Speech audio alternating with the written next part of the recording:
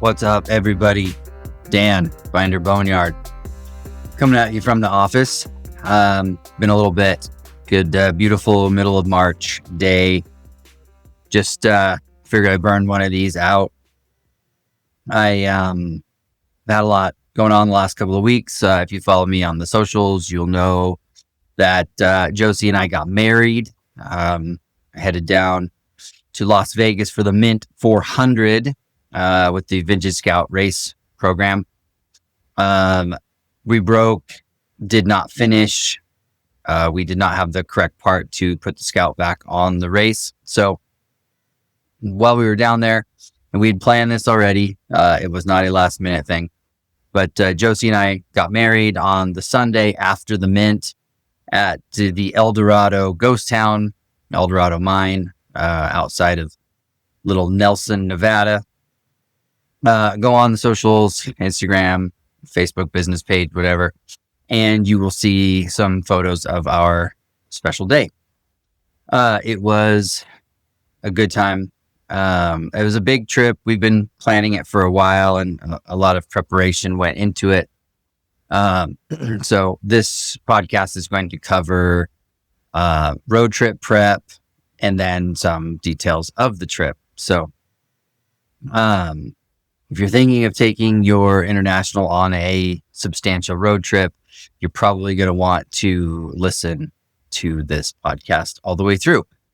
I want to say thank you to the Patreon donators. I want to say big thanks to the subscribers and the people that just sent money. There was a handful of you guys that just Venmo'd and PayPal'd money for whatever.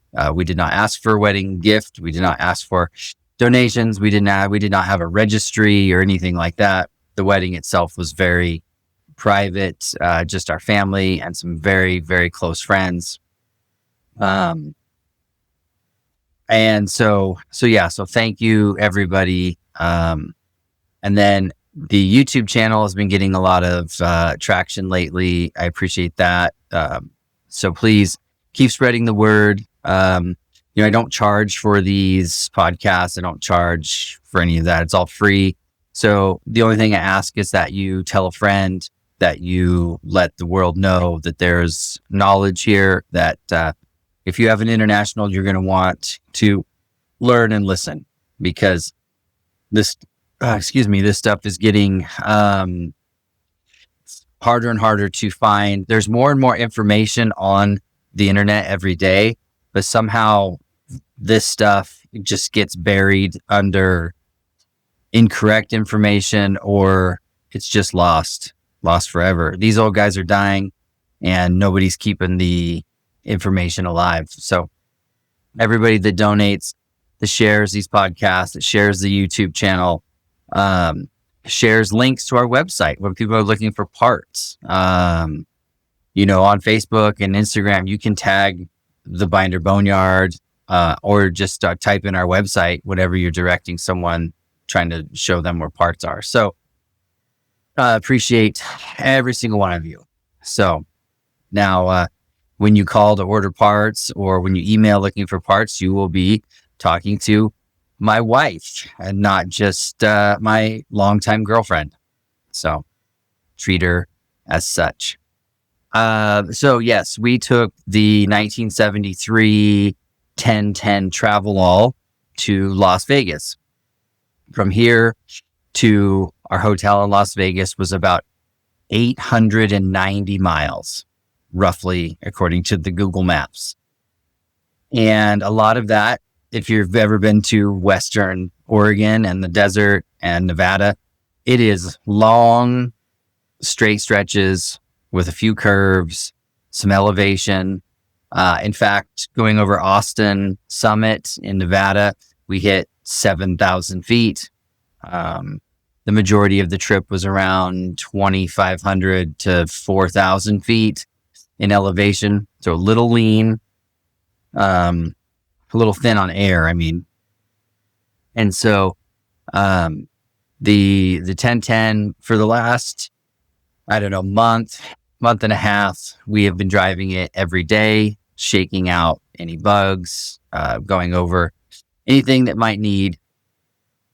And, so the, just basic stuff, like make sure it starts every time you turn the key, make sure the brakes are good, make sure the rear brakes are adjusted, greasing all of the U joints, greasing the steering linkages.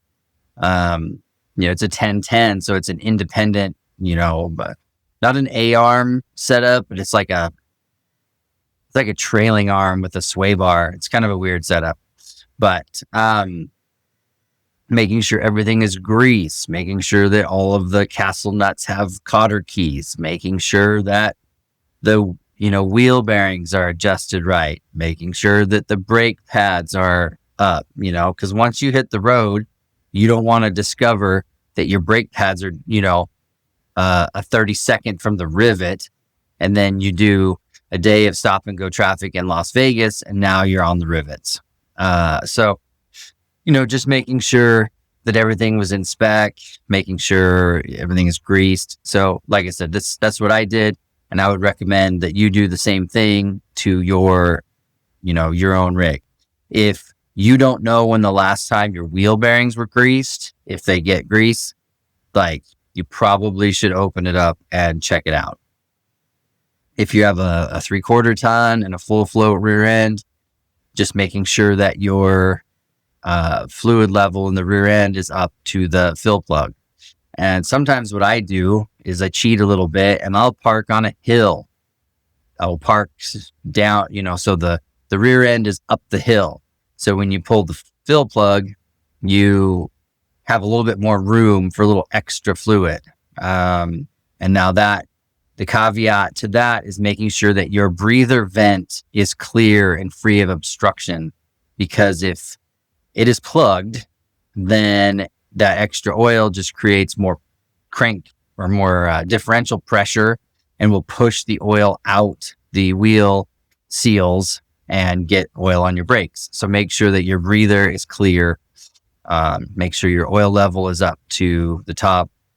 And if it's old oil, and I say old, I mean 20 years or older, you may want to change that, put some fresh stuff in there.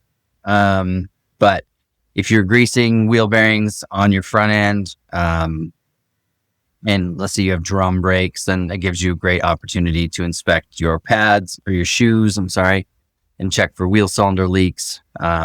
Basic maintenance really gives you the opportunity to look for other problems, or catch things before they become problems, especially on a long road trip. And I will talk about that, our situation, a little bit later. So go through, and that's what I did. I just checked everything, did a maintenance look over, greased U joints. I went through and I lubricated the door hinges. I pulled the door panels and lubricated all of the window mechanisms and the door locks and door latch mechanisms. We're fortunate that the 1010 is a real survivor. So it was in great shape to begin with. Still has original IH keys, still has a lot of the original IH stuff. So I was able to get the door locks working. They work excellently now. They're very crisp. They lock good. Everything works great. So I just went through and lubricated, ran the windows up and down, made sure that, halfway through our road trip, the window wasn't going to fall off the track, because it was 40 degrees when we left Oregon, and it was 75 degrees when we got to Las Vegas. So the window went up and down a lot. So one of those things you don't want to find out the hard way. And this is, it's not something that takes a lot of time. I was doing this over the course of a month on the weekends because I have so much customer work here. So, I would take a Saturday, and that's when I did all of the door work. And then the next Saturday is when I did all of the chassis lubrication. And then the next, maybe on Sunday, I did some electrical stuff. I cleaned the battery cables, checked the connection at the starter, checked all the grounds at the engine, things like that. So just gradually double check, and we were driving it all week, every day, all week. So there was a chance to, any bugs that popped up, add that to the list and take care of it. So, the only thing on the 1010 that doesn't work, and I haven't tried to repair, is the air conditioner. It works. You turn it on, the flaps move, stuff like that, but it just doesn't get cold. It is out of R12, and I won't be recharging it with R12. So I'm going to have to go through and try to convert it to 134 at some point. But other than that, everything else on the Travelall works spectacularly. So, we ran it quite a bit, just to prep for the trip. And it's funny because the Travelall is such a cruiser. It has 331 axle gears. It has an automatic 727 and a 392 4-barrel 392. And it is a flyer. Like 65 is very comfortable. And 70, if you do the math with the 28-inch tall tires, I think 70 is like 3,000 RPM or 29. It's like 2980 or something like that. So 70 is about where I like to stop. We would do 70 to 72. It doesn't have cruise control. It did. It's funny. The line set ticket shows cruise control, but it does not have cruise control on it right now. They removed, whoever owned it before us, removed all of the cruise control pieces. So don't have that, but it's okay. I'm a pretty steady driver. And so I kept it around 70 because the speed limit in Nevada varies between 70 and 80. I don't like to push it that hard, but man, you just settle in at 70 and it just hums. It's quiet. It's beautiful. Like, it is very factory, and I can see why people love them so much when they were new, because this thing's got dual, like 2.25 exhausts, 2 gigantic mufflers. These, 2 mufflers that are probably 3.5 feet long. I mean, they're monstrous. And then tailpipes way out the back, and it just, it's quiet and it's comfortable. And we have the split buckets with the center console in the front. And it's just, this is the perfect road trip machine. It's a 1010, so I could probably tow a small trailer if I wanted to go pick up some, axles or some parts or something from somebody, but I don't think I would tow a bigger trailer. I don't, maybe short distances, but such a couch, it just floats. So anyway, so if you're going to take yours on a road trip, pay attention to gear ratio and speed and stuff like that. You try not to push more than 3,000, maybe 3,100. Just, you start getting up that high, you get into oil consumption, or oil gets pushed out of the breathers, especially if you have a high mile motor. It's maybe got a little bit more blow by. It starts pushing oil out of the breathers and out the PCV and stuff like that. So, lower RPMs is a little bit better. Might take you longer to get there, but I really, encourage you to keep that in mind when you're on the road. We averaged, so I have the 4-barrel. I've got Pertronix igniter, ignition module with the coil, new plugs, wires, cap, rotor, dual exhaust, and that's it. That's all I got for performance, quote unquote. and our round trip average was 12.78 miles to the gallon.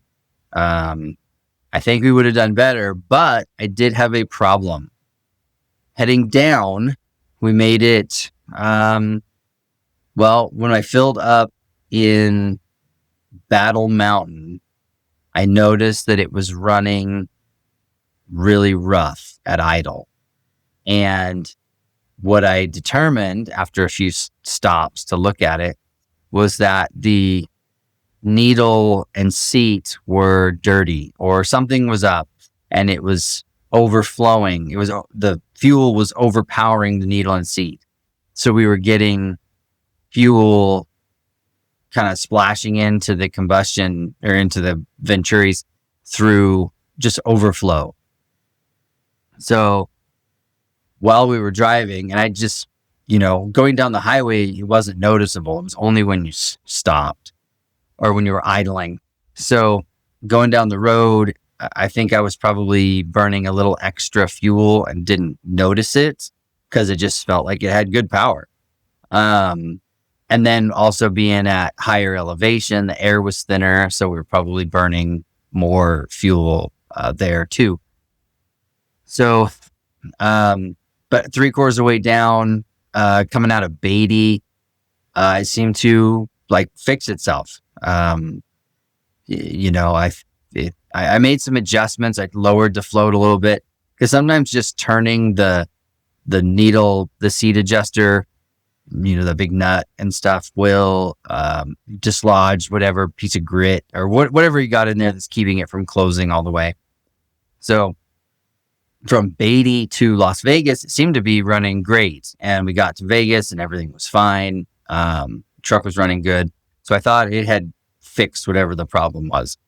While we were down there, the truck sat because we took the race truck out to the racetrack and all that stuff. So the truck sat. Well, when Josie's folks flew in for the wedding, we did some sightseeing with them, took the Travelall to the Hoover Dam, and did some other exploring. And it started running poorly again on the drive back from the Hoover Dam. But I just lived with it. Go through everything, go through the wedding, which was spectacular, and then get back to the hotel. It's still running kind of weird. Monday we leave and I can tell it's really running poorly. Get to Beatty again. We were going to stay in Beatty, Nevada. Get there and every hotel in Beatty is full. And this is Monday night, middle of nowhere, Nevada, full. That's weird. So decided to press on, went to Tonopah, Nevada, and stayed there.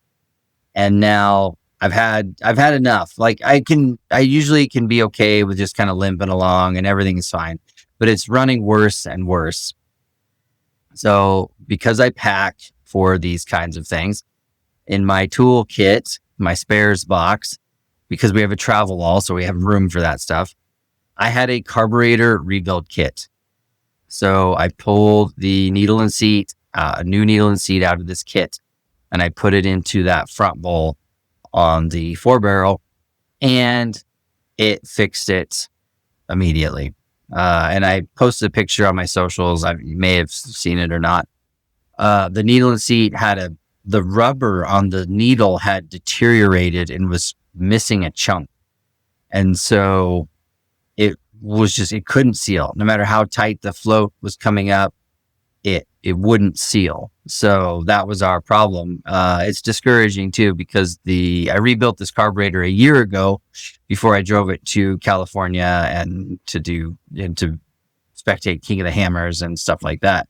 So that needle and seat was only a year old. I can speculate that maybe it was the ethanol gas because it did sit over the summer. Well, we didn't drive it as much as we should have last summer. So maybe sitting with ethanol in it ate that needle up. I don't know, but it was definitely bad. So changed that out, and then it ran phenomenally the rest of the way home. Everything worked like it should. So yeah, it was just that little whatever was wrong with the needle and seat. So I recommend you guys that still have carburetors and take these trips. If you know basic maintenance like that, it would be smart to have a rebuild kit in your toolbox so that you have those little pieces. And I've had that happen in the past. I had a gasket fail on the accelerator pump housing on a 2300 2-barrel Holly a while back, where it just started leaking, just dripping out the bottom during normal operation. And same thing, had the kit, so I just pulled the bowl off. And usually you end up tearing the gasket when you take the bowl off if it's been on there a while.